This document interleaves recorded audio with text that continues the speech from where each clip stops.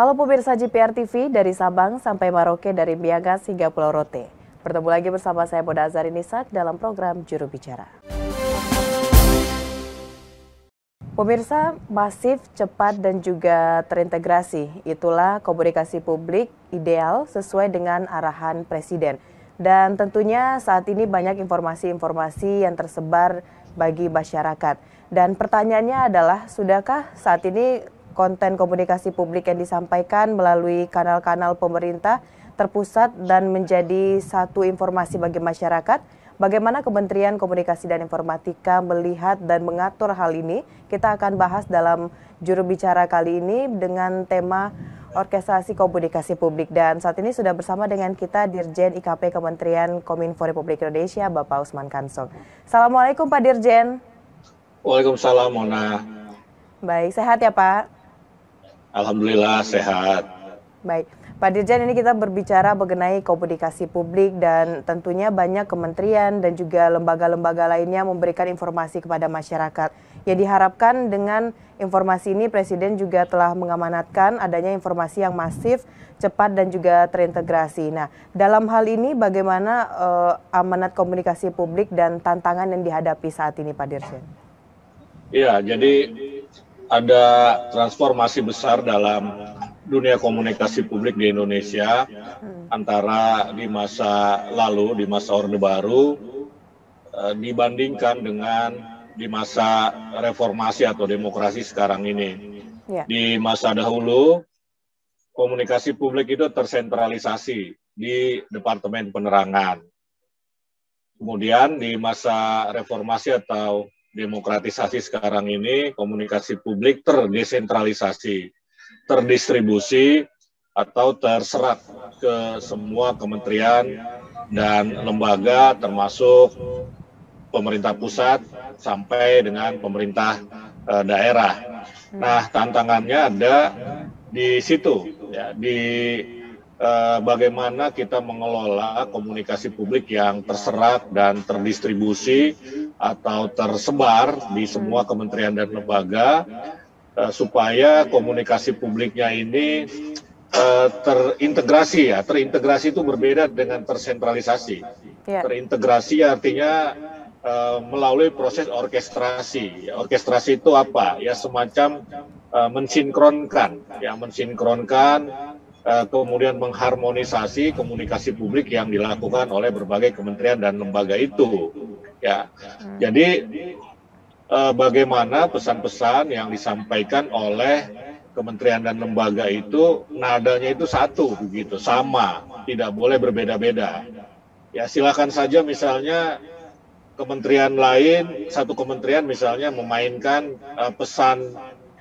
Kalau dalam orkestrasi, dalam orkestra, dalam musik begitu, ya boleh saja satu kementerian menyuarakan atau memegang atau memainkan drum, yang satu memainkan trompet, yang satu memainkan gitar, yang satu memainkan biola begitu. Tapi bagaimana alat-alat musik yang berbeda-beda ini pesannya kira-kira begitu ya, pesannya itu bisa harmonis, ya, bisa membentuk satu orkestrasi yang enak didengar begitu ya. Jadi kira-kira kalau dalam bahasa komunikasi itu one to many, jadi satu tunggal tapi disampaikan oleh banyak kementerian dan lembaga, banyak narasumber. Jadi one to many, bukan many to one, bukan pesannya banyak kemudian disampaikan melalui satu saluran begitu. Kira-kira seperti itu ya. Nah, ini yang perlu kita garis bawahi sebagai sebuah tantangan. Ya, kementerian dan lembaga silahkan menyampaikan pesan, menyampaikan komunikasi publik sesuai dengan tugas dan fungsinya masing-masing. Tetapi yang paling penting adalah bagaimana komunikasi publik atau pesan yang disampaikan oleh setiap kementerian dan lembaga itu membentuk sebuah narasi yang sama, istilahnya narasi tunggal. Ya, sekarang ini kan bisa bahkan bukan cuma narasumbernya, bukan cuma yang bicara yang banyak begitu ya, tetapi salurannya juga kan sudah beragam sekarang. Silahkan memakai, katakanlah begini, memakai media konvensional, media sosial, media luar ruang, media atau komunikasi langsung, ini silakan ya. Tetapi pesannya itu harus tunggal, harus sama ya. Sama bukan berarti persis sama, tetapi garis besarnya, pikiran besarnya itu sama. Ya, kemudian detail-detailnya bisa beragam, bermacam-macam begitu ya. Tetapi ujungnya itu sama, sumbernya, hulunya itu sama begitu. Kira-kira begitu. Baik, berarti adalah intinya narasi tunggal yang disampaikan oleh banyak pihak dan tentunya satu tema begitu Pak ya, agar tidak ada informasi yang masyarakat menjadi sulit atau bingung dengan informasi tersebut. Namun Pak Dirjen, saat ini perkembangan teknologi juga kita rasakan, masyarakat sering mendapatkan informasi bohong atau hoaks dan sebagainya. Nah, bagaimana pemerintah mengatur hal tersebut Pak Dirjen agar informasi yang disampaikan ini benar adanya Pak? Iya. Ya, tantangan lainnya tentu saja adanya media sosial. Ya, media sosial di satu sisi membawa kebaikan. Kebaikannya apa? Jadi komunikasi berlangsung secara lebih demokratis. Setiap orang bisa menyampaikan pendapatnya, bisa menyampaikan apa yang dia rasakan, apa yang dia pikirkan, begitu. Tetapi di sisi lain, karena tidak adanya filter, ya, tidak adanya seleksi misalnya, seperti ketika kita komunikasi melalui media konvensional itu kan ada proses seleksi. Ya, kalau media sosial itu tidak ada proses seleksi, jadi apapun bisa ditampilkan. Yang benar bisa, yang salah bisa, yang bohong bisa, yang provokatif bisa, ujaran kebencian bisa. Jadi ini tantangannya, termasuk tadi hoax atau fake news.